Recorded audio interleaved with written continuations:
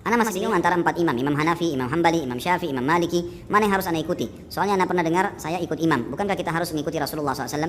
Sebenarnya 4 orang ini yang sudah diakui oleh ahli sunnah wal jamaah bahwasanya mereka imam-imam madhab yang boleh diikutin, karena keempatnya ini menggunakan dalil Al-Quran dan Sunnah. Sekarang di muka bumi ini yang wilayah-wilayah memang subhanallah kayak terpetakan sendiri gitu. Teman-teman di Afrika rata-rata madhabnya Malikiyah, Imam Malik. Teman-teman di Turki dan Eropa Hanafiyah. Teman-teman di Timur Tengah Hanabila, Imam Ahmad. Teman-teman di Asia Tenggara Syafi'iyah, gitu kan? Nah, bagaimana kita harus bersikap? Kita bersikap sebagai penuntut ilmu karena sekarang fasilitas sudah sangat luar biasa ya. Buku-buku mereka bisa kita baca semua. 4 mazhab ini kita bisa baca. Bahkan ada sekarang ulama-ulama nulis 1 kitab. Saya punya kitab itu. 1, memang agak tebal tapi dalam bahasa Arab. Memang itu fikih 4 mazhab. Sekaligus 1 kitab. Jadi misalnya hukum jual anjing disebut sama dia. Imam Syafi'i bilang begini ini dalilnya, Imam Ahmad bilang begini ini dalilnya, Imam Abu Hanifah bilang begini, dan Imam Malik bilang begini dalilnya. Jadi jelas, kita bisa tahu tuh, gitu kan? Sekarang sudah mudah. Nah, cara yang paling bijak adalah jangan salahkan siapapun dari 4 imam ini karena mereka punya dalil, tapi kita bisa memilih yang paling kuat dalilnya, gitu kan? Jadi misal dalam hukum A misalnya kita temukan Syafi'iyah yang lebih kuat dalilnya, kita terima mazhab Syafi'i, kita pakai karena dalilnya lebih kuat, gitu kan? Tanpa menyalahkan mazhab. Tapi di sisi lain misalnya ada mazhab Hanabilah lebih kuat dalilnya, kita ikutin dalam masalah itu. Jadi permasalah. Tapi kita berputar di 4 mazhab ini yang disepakati oleh para ulama ahli sunnah wal jamaah. Allahu a'lam. Assalamualaikum warahmatullahi wabarakatuh. Dalam pendapat saya, memilih salah satu daripada pendapat 4 imam mazhab itu bagi orang yang awam itu tidak bisa ditentukan memilih salah satu dari 4 mazhab itu berdasarkan mana yang paling sesuai sunnah, karena semuanya berdasarkan sunnah, berdasarkan dalil. Nah, kalau disuruh mereka membaca 4 imam mazhab lalu kemudian dilepas begitu saja untuk menentukan mana yang paling sesuai sunnah, sepertinya orang-orang awam tidak akan memiliki kapasitas untuk itu dan mereka tidak akan mampu menentukan mana kira-kira yang paling sesuai sunnah. Mungkin kalau itu dilakukan oleh orang yang ahli ilmu, maka siapa tahu mungkin bisa, seperti misalnya Ustadz Khalid Basalamah membaca fikih 4 mazhab lalu menganalisis hadisnya.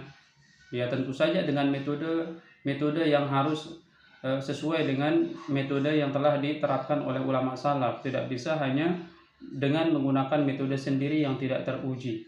Nah, barangkali jika ketemu di sana mana yang paling kuat, nah barulah bisa dikatakan bahwa memilih salah satu daripada pendapat mazhab yang menurut subjektivitas kita lebih kuat ya, menurut Al-Quran dan Sunnah.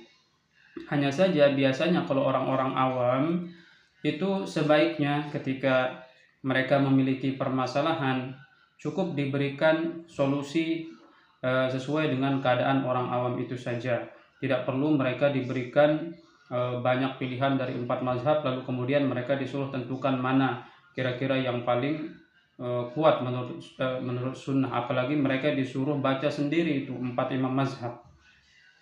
Jadi membaca pendapat dalam mazhab itu adalah bukan perkara yang ringan karena banyak sekali kasus-kasus yang pelik untuk dibahas atau untuk dicerna oleh orang-orang awam. Jadi tidak bisa seperti yang dikatakan oleh Ustadz Khalid Basalamah ini. Kalau orang ahli ilmu atau sekelompok ahli ilmu, para ulama misalnya membahas seperti misalnya saudara kita di Muhammadiyah, mereka punya majelis tarjih yang mana di situ orang-orang berilmu yang membahasnya, orang-orang yang memang memiliki kapasitas. Di situ ada orang yang ahli hadisnya, ahli tafsirnya dan lain sebagainya.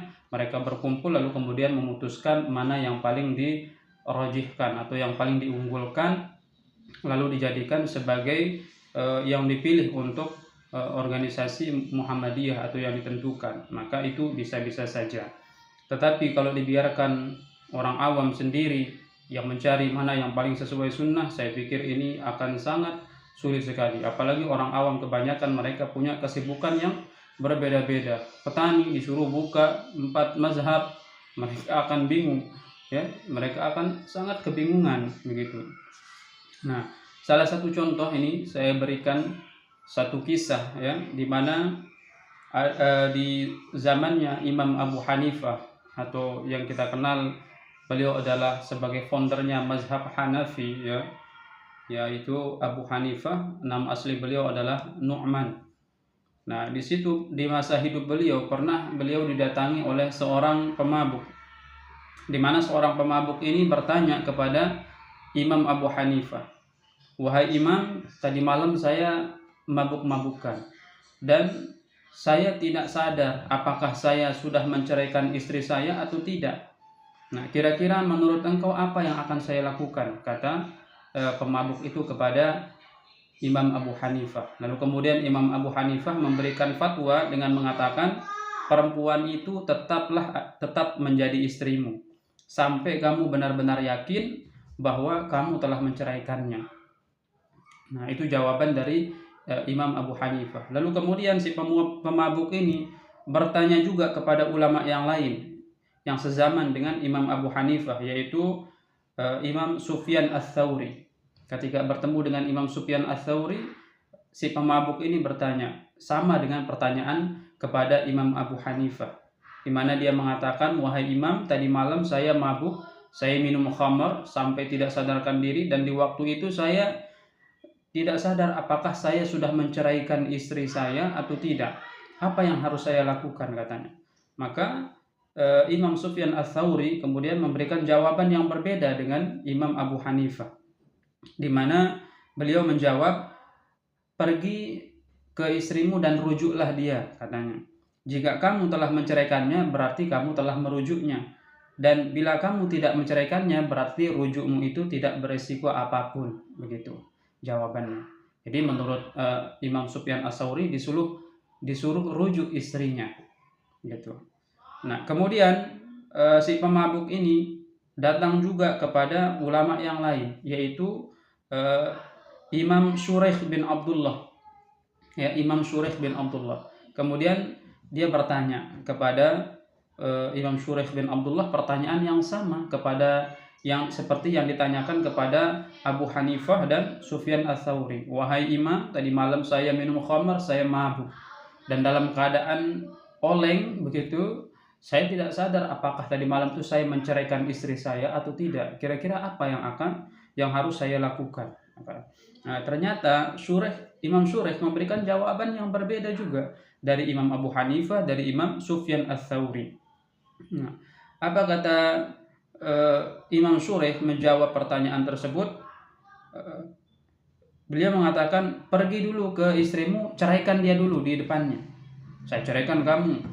Nah, kemudian setelah kamu ceraikan, kamu rujuk lagi dia. Itu pendapat dari Shuraih, ya, Imam Shuraih bin Abdullah.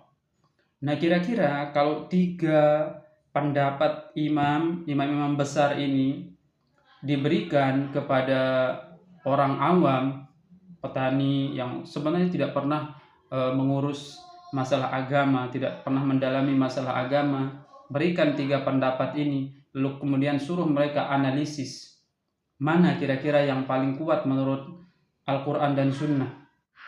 Ya, tentu saja mereka tidak akan mampu karena mereka tidak paham caranya, tidak tahu metodenya, ya. Boro-boro akan membaca hadis, gitu kan, menganalisis hadis, mungkin membacanya saja dia tidak tahu. Ini orang awam loh, ya, bukan orang yang memiliki ilmu, bukan orang ahli ilmu. Jadi menurut saya tidak bisa, ya, diserahkan kepada orang awam begitu. Nah, jadi sebaiknya, bijaknya itu adalah ketika seseorang misalnya awam bertanya, bingung misalnya terhadap suatu permasalahan, maka kita analisis dulu orang awam ini permasalahannya apa, kondisi hidupnya bagaimana, sehingga kita bisa tentukan memberikan jawaban kepada mereka itu dengan jawaban yang sesuai dengan kondisinya, tetapi tidak keluar dari fatwa 4 imam mazhab itu. Nah, mungkin menurut saya seperti itu, ya.